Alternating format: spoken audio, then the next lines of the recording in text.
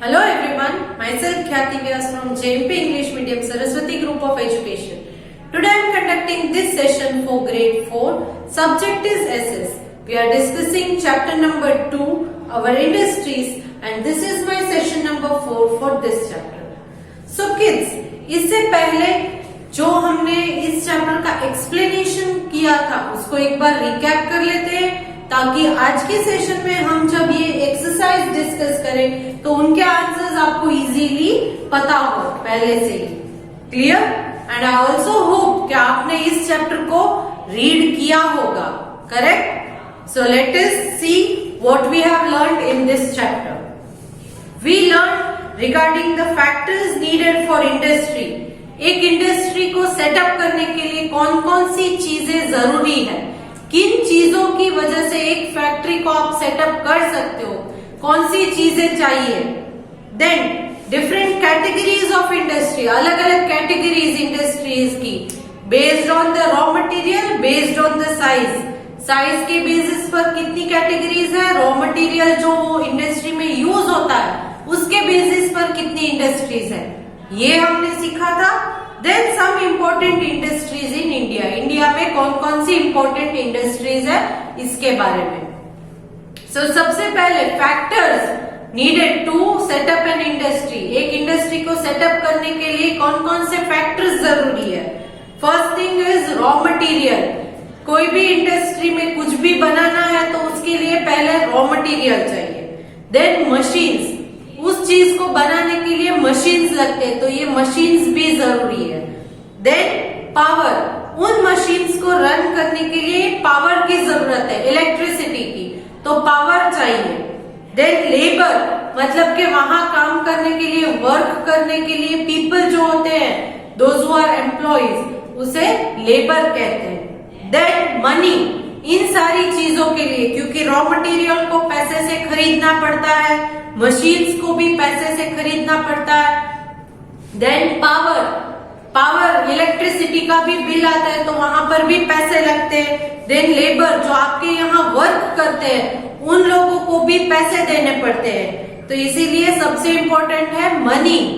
And lastly transport, raw material को बाहर से अंदर लाने के लिए और फिनिश्ड गुड्स को अंदर से बाहर बेचने के लिए दोनों में ट्रांसपोर्टेशन होता है, तो transport is also important. Clear? Next, different categories of industries. Now अलग अलग कैटेगरीज, इनमें टू टाइप्स है, based on the raw material and based on the size. So based on the raw material का मतलब वो किस टाइप का raw material चीज यूज करके फिनिश प्रोडक्ट बनाते हैं, उसके बेसिस पर तीन टाइप की इंडस्ट्री है। Agro based industry, mineral based industry, forest based industry. Agro based industry जिनमें एग्रीकल्चर की जुड़ी हुई चीजें यूज की जाती है, excuse me. Mineral based industry जिनमें मिनरल्स को यूज किया जाता है as a raw material. And forest based industry जिनमें फॉरेस्ट से जो चीजें हमें मिलती है उन्हें यूज किया जाता है as a raw material. So agro based, mineral based and forest based. Then different categories of industry based on their size. Size क्या है उस इंडस्ट्री के, उसके बेसिस पर भी तीन कैटेगरीज है। Cottage industry, small scale industry and large scale industry. Cottage industries जो छोटे, एकदम छोटी सी होती है, अपने घर पर भी आप रन कर सकते हो, तो वो है कॉटेज इंडस्ट्री। इसमें ज्यादा वर्कर्स की भी जरूरत नहीं है, अपनी फैमिली के मेंबर से ही ये इंडस्ट्री चल जाती है। देन स्मॉल स्केल इंडस्ट्री जो कॉटेज इंडस्ट्री से बड़ी होती है, लार्ज इंडस्ट्री से छोटी होती है। यहाँ स्मॉल स्केल इंडस्ट्री में छोटे बड़े मशीन्स के भी यूज होते हैं और कुछ वर्कर्स को भी, कुछ लेबरर्स को भी काम पर रखा जाता है। Then talking about large scale industry, large scale industry बहुत बड़ी बड़ी होती है, बड़ी बड़ी मशीन्स यहाँ पर यूज की जाती है एंड यहाँ पर वर्कर्स भी, thousands of workers are working there. तो ये है large scale industry. Then some important industry, India की इम्पोर्टेंट इंडस्ट्री कौन कौन सी है। एक है cotton textile industry, iron and steel industry, automobile industry, then aeronautic industry, electronic industry, ship building and engineering. ये सारी इंडस्ट्रीज है इंडिया में। आज हम इस सेशन में इस चैप्टर की एक्सरसाइज डिस्कस करेंगे, जिसमें मैंने ऑलरेडी आपको पीडीएफ भेज दी थी, क्योंकि आपकी एग्जाम पॉइंट ऑफ व्यू से ये पीडीएफ आपके पास पहुंचनी जरूरी थी। बट उन आंसर्स को इस सेशन में मैं सिर्फ एक्सप्लेन करूंगी। आपको आज के वीडियो के साथ कुछ भी रिटर्न वर्क नहीं आ रहा है। आपको वर्क यही करना है कि एक बार जो मैं समझा रही हूँ वीडियो के थ्रू, वो एक बार रीड कीजिएगा and go through what ever I am dealing with in the video में मैं जो आपको सिखा रही हूँ वो आपको सिर्फ समझना है। पीडीएफ ऑलरेडी आपके पास आ चुकी है, लास्ट सेशन के साथ ही आपको सीडब्ल्यू वर्क जो है वो मिल गया है। बट आज के सेशन में उस सीडब्ल्यू वर्क को मैं सिर्फ एक्सप्लेन करूंगी, आपको ये सुनना है और उसके बाद आप उसे रीड करोगे। Clear? So let us start with discussing the exercise. First question is match the following, then true और false, choose the correct answer, unscramble the letters to form the correct word, and finally answer the following questions. So let us start with match the following. Now I am reading column A for you. Column A, option A, cotton textile, B, iron and steel, C, electronic goods, D, shipbuilding, E, automobiles. Column B, I am reading column B for you. Number 1, Visakhapatnam, Mumbai. Number 2, Bengaluru, Hyderabad. Number 3, Ahmedabad, Coimbatore. Number 4, Gurgaon, Nashik. Number 5, Jamshedpur, Bhilai. So now let us start matching the columns को match करते हैं। Column A, option A, cotton textile. तो यहाँ पर आपने अगर observe किया हो तो एक तरफ अलग अलग इंडस्ट्रीज के नाम है, दूसरी तरफ शहर के नाम है। कॉलम बी में शहर के नाम है, सिटीज के नाम है। तो इसका मतलब ये है कि ये इंडस्ट्री किस सिटी में लोकेटेड है उसके साथ आपको मैच करना है। Clear? So keep a pencil along with you while matching them. Pencil की मदद से आप टेक्स्ट बुक में ये मैच कर सकते हो। Do not use pen. So now A is cotton textile. तो कॉटन टेक्सटाइल इंडिया में कहां पर होता है? कॉटन टेक्सटाइल इंडस्ट्री कहां पर है? Answer is column B, option number 3, Ahmedabad, Coimbatore. Ahmedabad, Coimbatore. Clear? Next B, iron and steel. तो आयरन एंड स्टील इंडस्ट्री कहां पर है इंडिया में? Answer is column B, option number 5, Jamshedpur, Bhilai. Jamshedpur, Bhilai. Next column A, option C, electronic goods. Electronic goods. Answer is column B, option number 2, Bengaluru, Hyderabad. Bengaluru, Hyderabad. Next column A, option D, ship building. Ship building. Answer is column B, option 1, Visakhapatnam, Mumbai. Visakhapatnam, Mumbai. Next column A, option E, automobiles. Automobiles. Answer is column B, option number 4, Gurgaon, Nashik. Gurgaon, Nashik. I hope you have marked all the answers. Let us check if you have marked correctly or not. You will match A with number 3, B with number 5, C with number 2, D with number 1 and E with number 4. Done?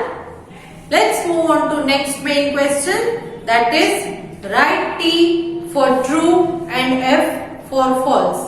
So नीचे की statement में कुछ गलत statement है, that is false. So आप उसके सामने F लिखोगे. जो करेक्ट स्टेटमेंट है, सही बात है, तो उसके सामने ट्रू, दैट मीन्स T लिखोगे. Clear? Late us start. A. Raw materials are the basic commodities used in the process of manufacturing product. Raw material एक बेसिक कमोडिटी मतलब बेसिक चीज है जो किसी भी प्रोडक्ट को मैन्युफैक्चरिंग करने की प्रोसेस में काम किया जाता है, इसका यूज किया जाता है. Is it true? यस, क्योंकि अगर रॉ मटेरियल नहीं है तो फिनिश प्रोडक्ट कैसे बनाओगे? तो रॉ मटेरियल तो सबसे इंपॉर्टेंट कमोडिटी है. सो this is true. Right T. Right T. Next, B. We do not need power to run machines. Machines को रन करने के लिए पावर की जरूरत नहीं है. Is it true? क्या कोई भी मशीन पावर के बगैर चल सकता है? No. So this is false. Right? F. Next, C.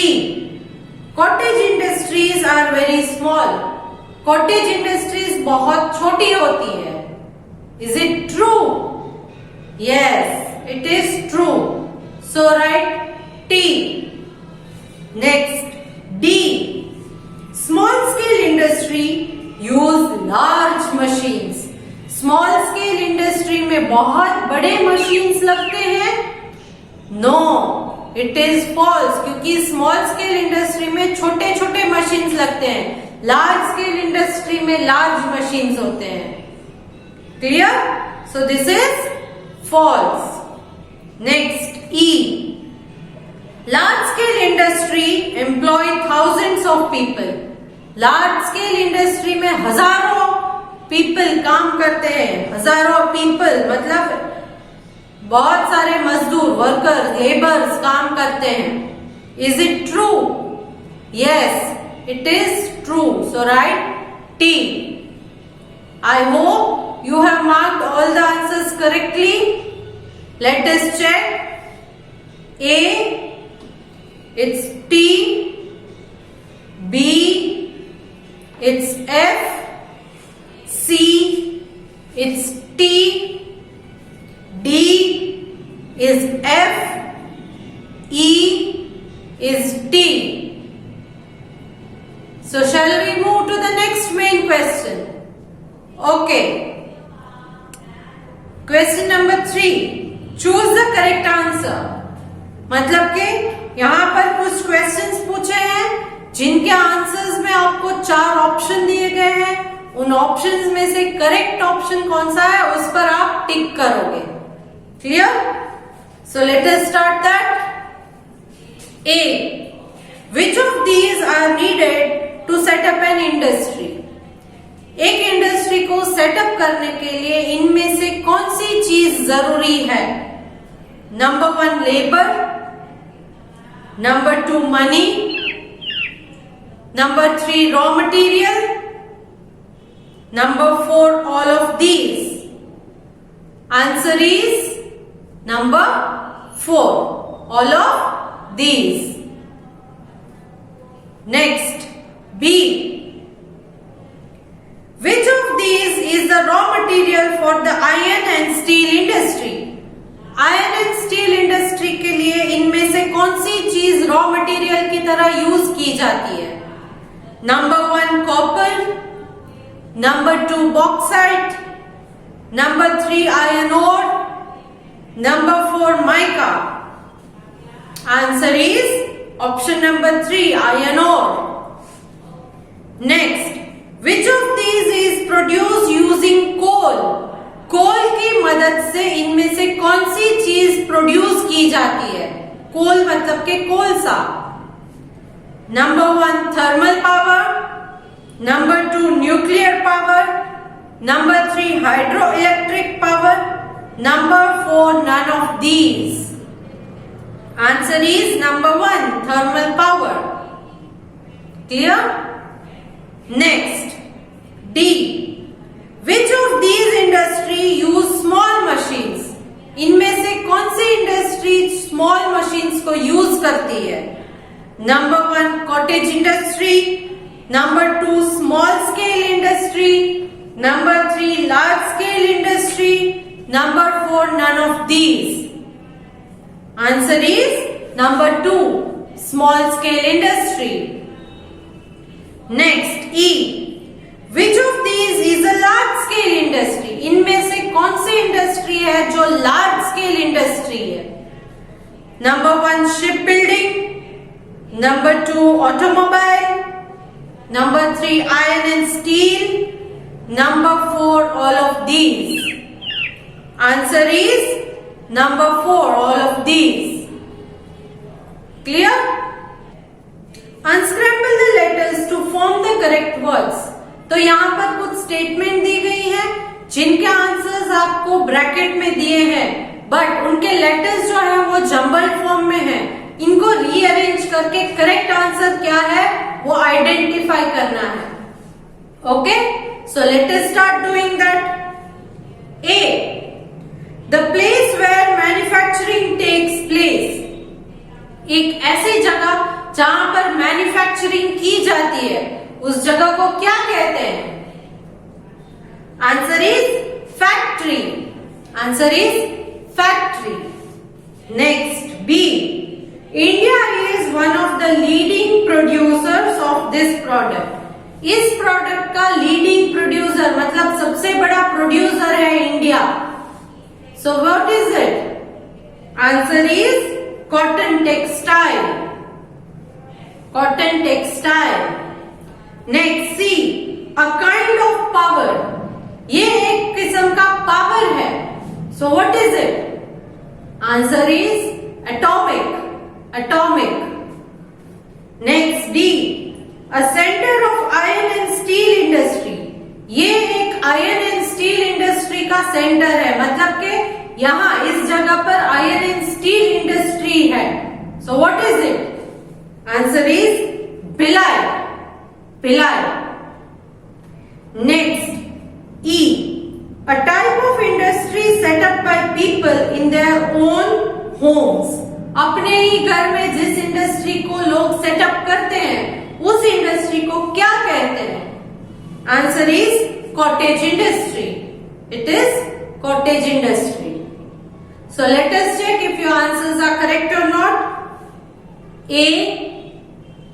Factory, B. Cotton textile, C. Atomic, D.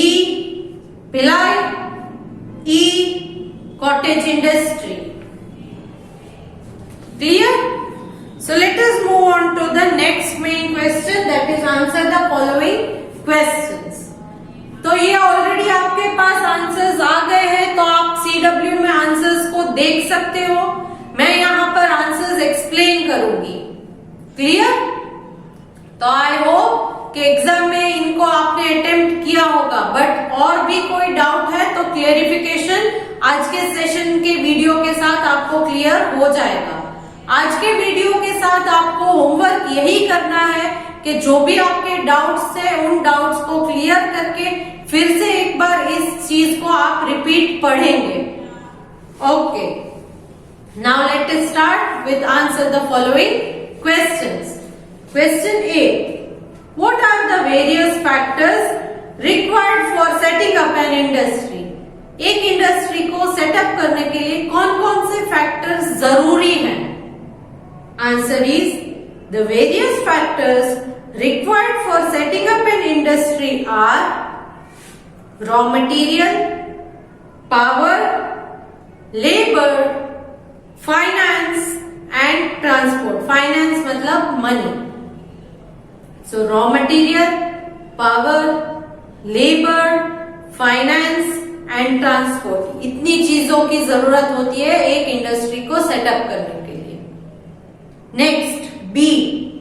Why is transport important for an industry? किसी भी इंडस्ट्री के लिए ट्रांसपोर्टेशन क्यों जरूरी है? Answer is Transport is important for an industry because it is used for carrying raw material to industry. क्योंकि बाहर से जो रॉ मटेरियल चाहिए वो ट्रांसपोर्ट की मदद से ही आपकी फैक्ट्री तक, इंडस्ट्री तक पहुंच सकता है, इसीलिए ट्रांसपोर्टेशन जरूरी है. Next, name the 3 types of industry according to raw materials they use. तो यहाँ पर मेंशन किया है according to the raw material. जो रॉ मटेरियल वहां पर यूज किया जाता है, on the basis of this किस टाइप की इंडस्ट्रीज, कौन सी कैटेगरी की इंडस्ट्रीज होती है, basis on the raw material. Answer is the 3 types of industry based on the raw material they use are agro based, forest based and mineral based. Agro based मतलब agriculture से related raw material use किया जाता है. Forest based मतलब forest से related raw material को use किया जाता है. एंड मिनरल बेस्ड जहां पर मिनरल से रिलेटेड रॉ मटेरियल को यूज किया जाता है. Okay, now next, name a few products manufactured in cottage industry. Cottage industry में बनाए जाने वाली कुछ प्रोडक्ट्स के नाम यहां पर पूछे गए हैं. Answer, example of products manufactured in cottage industry are handicraft item such as shawl, silk sari, baskets, handmade toys and so on. ये जो हाथ से बनी हुई चीजें होती है, जैसे कि शॉल, ऊन से बनी हुई शॉल या वर्क वाली शॉल, देन सिल्क की sari, basket, correct, then handmade toys, ये सारी चीजें जो है हैंडीक्राफ्ट आइटम, ये कॉटेज इंडस्ट्री में बनाई जाती है. Next, E, what is the difference between a small scale industry and a large scale industry. Small scale industry और लार्ज स्केल इंडस्ट्री में डिफरेंस क्या है? Answer is, a small scale industry uses small machines and few people. यहाँ पर machines भी छोटे होते हैं एंड वहां पर काम करने के लिए लोग भी बहुत ज्यादा नहीं होते हैं. Small number of people are enough. While a large scale industry uses big machines and many people. Large scale industry में big machines होते हैं and यहाँ पर workers, people भी बहुत ज्यादा काम करते हैं, thousands of people. Clear? Next, F. How does the iron and steel industry help other industry? Iron and steel industry दूसरी industries की help कैसे करते हैं? Answer is, iron and steel industry is a basic industry and supports all other industries with raw materials and machines. क्योंकि ये एक basic industry है और इस इंडस्ट्री से बाकी इंडस्ट्रीज को सपोर्ट मिलता है, क्योंकि आयरन से या स्टील से बनी हुई चीजों को रॉ मटेरियल्स की तरह भी यूज किया जाता है और आयरन या स्टील से मशीन्स भी बनाए जाते हैं और इन मशीन्स को दूसरी इंडस्ट्री में सेटअप किया जाता है. तो इसलिए ये एक आयरन एंड स्टील इंडस्ट्री है, वो दूसरी इंडस्ट्रीज को सपोर्ट करती है. Clear? So here we come to the end of the discussion of exercise of this chapter. इसकी ऑलरेडी आपको पीडीएफ मिल गई है, इसीलिए आज के सेशन के साथ आपको कोई वर्कशीट पीडीएफ नहीं मिलेगी. आपको जो पुरानी पीडीएफ है उसको रीड करना है.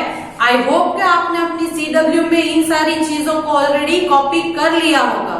तो आप इसे एक बार रीड कीजिएगा ताकि कोई भी अगर डाउट हो तो आप मुझे कांटेक्ट कर सकते हो. नेक्स्ट सेशन में हम next chapter that is emperor Akbar chapter number 3 start करेंगे. Clear? So I hope to see you good in the next session. Bye.